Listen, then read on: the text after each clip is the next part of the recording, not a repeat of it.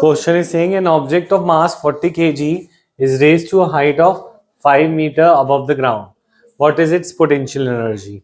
If the object is allowed to fall, find its kinetic energy halfway down. ठीक है, तो object का mass given है, mass is given to be 40 kg.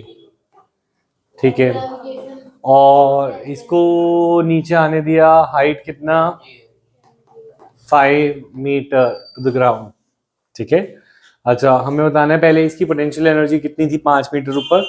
Potential energy का formula क्या है, M जी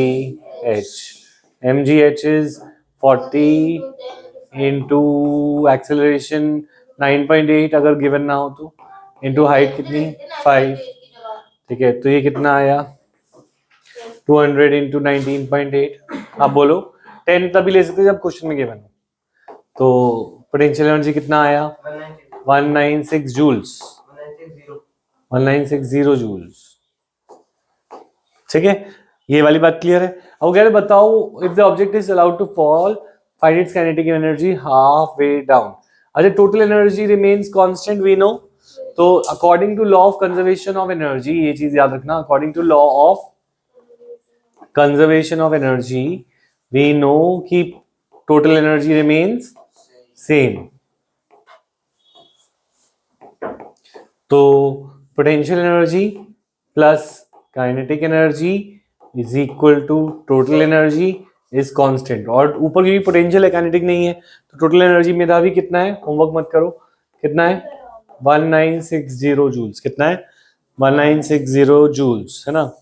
तो पोटेंशियल एनर्जी ऊपर क्या थी मैक्सिमम, नीचे क्या थी मिनिमम.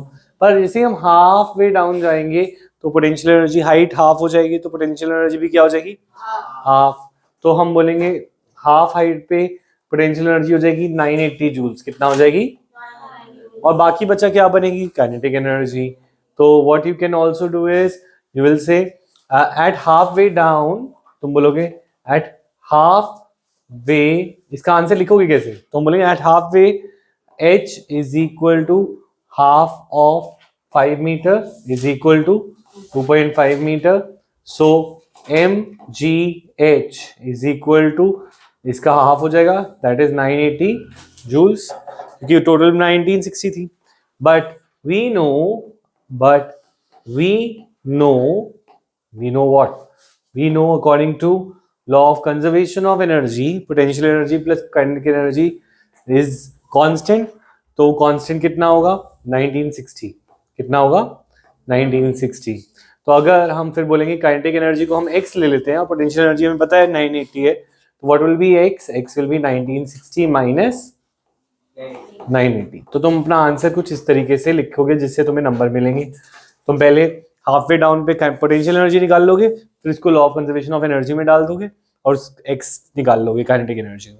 ये वे ऑफ समझ आया कि कैसे हमें लिखना है पेपर में. कुछ नोट तो नहीं करना, सबने कर लिया. ठीक है, नेक्स्ट कौन सा 17 क्वेश्चन में डाउट है सुमित. 17 कौन सा, जिसमें हमारा वो डिस्प्लेसमेंट 0 होता है क्योंकि हमारा